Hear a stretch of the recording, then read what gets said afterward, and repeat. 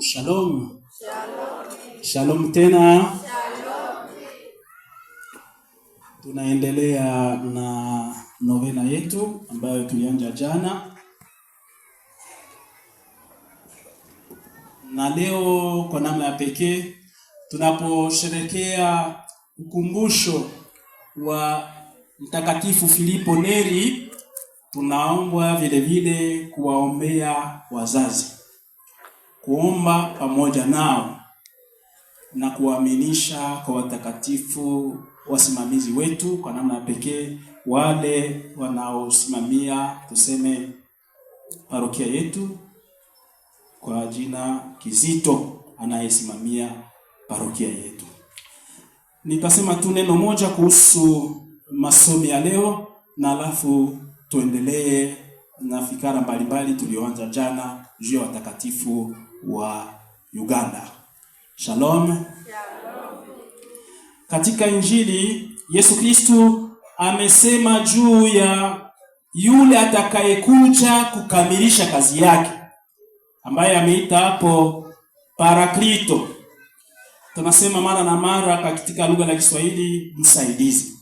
Lakini tukiendelea kabisa kuchunguza vizuri neno Paraklito katika tuseme kawaida ya Waroma wa zamani na Wagreki, Paraklito alikuwa yule mtu mwaminifu ambaye amejulikana katika jumuiya, katika mji kama mtu mwema na wenye fadhila kabisa. Omundu musa. Yule ambaye kule kwa washi wanaozoea kusema mshamuka. Na huko wetu tunaposema mshakulu mzee, tuseme ni ile, lakini kusema mzee mwenye fadhila nyingi ambaye amejulikana kuwa kabisa mtu ambaye watu wanasadikia, wanaaminia. Na ni yule alikuwa Paraklito. Ni yule alikuwa na uwezo wa kuwa Paraklito kwa sababu ya kazi mbili ambayo Yesu Kristo ametaja hapo katika Injili.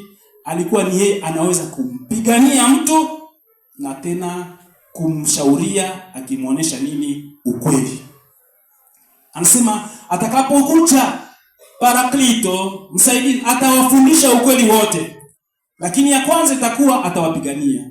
Wakati kulikuwa tuseme hizo process, watu wanapoenda kwa tribunal, hiyo wakati ya zamani, ukipata huyo Paraklito ambaye mji wote unajua kwamba ni mtu kabisa mwenye hekima, anapokusimamia anakuwa tuseme kama avoka wako, watu wote walikuwa wakisema fulani akimsimamia hivyo ni kusema pengine wamemsingizia. Ni mambo amabimanyiro mundu akamwemera, ni mambo mundo yo na inya nalangire ngoko tukutuko Paraklito yo nalangire ngoko omundo yo basi ni weli wa ticha. Na Yesu Kristo ndio anasema mtampata Paraklito ambaye atawapigania mbele ya Mungu, akiambia Mungu hapana, basi msiwahukumu. Na tena atawafundisha ukweli wote, mpate kujua kweli Mungu ni nani na anataka nini katika maisha yetu, na ili muweze kuishi maisha mema. Shalom. Shalom. Na kia pili, katika tuseme Matendo ya Mitume, tumeona hapo Mtakatifu Paulo akiendelesha tuseme ziara yake ile ya tatu, ya pili akitangaza habari njema, na amefika katika mji ambamo kulikuwa mwanamke mmoja, walimtaja jina.